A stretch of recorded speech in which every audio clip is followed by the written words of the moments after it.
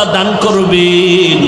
ওই মায়ের সাথে বেয়াদবি করিও না, বাবার সাথে বেয়াদবি করিও না।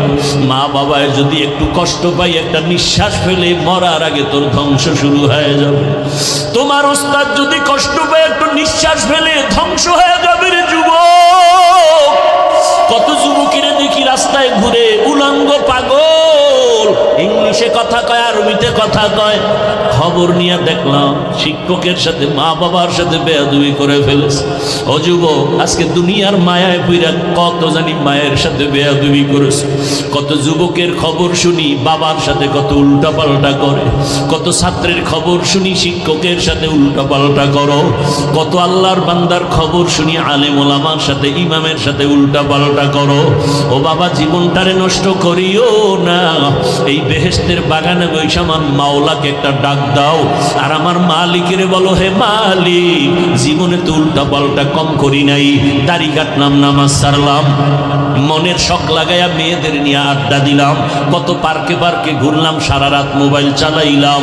ও আল্লাহ, আমার মতো যুবক, ও যুবকেরা, তোমাদের মতো যুবক কি জেনারেল লাইনে স্কুল কলেজে নামাজ পড়ে নাই?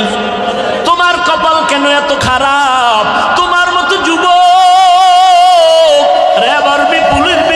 চাকরি করে, নামাজ ছাড়ে না, নদীর মধ্যে মাছ ধরে, নামাজ ছাড়ে না, রাস্তায় গাড়ি চালায়, নামাজ ছাড়ে না। ও আল্লাহর বান্দা, তুমি কেন পারবা না? ও পর্দার আড়ালের আম্মা জানেরা, আল্লাহর কাছে দোয়া করেন। আপনার মতো কত মা, কত বোন পর্দা করে, স্বামীর মাল হেফাজত করে, স্বামীর বিরোধিতা করে না, খেয়ানত করে না, 5 ওয়াক্ত নামাজ পড়ে, মোবাইলে সময় নষ্ট করে না। ও আম্মা জানেরা, আপনারা কেন পর্দাওয়ালা হতে পারেন না? কয়দিন আর দুনিয়ায় বাঁচবেন? কোন দিন আজরাইল এসে জানটা নিয়ে যাবে, আর থাকতে পারবেন না। সন্তানেরা মা মা বলে চিল্লাইবে, আর জবাব দেওয়া যাবে না।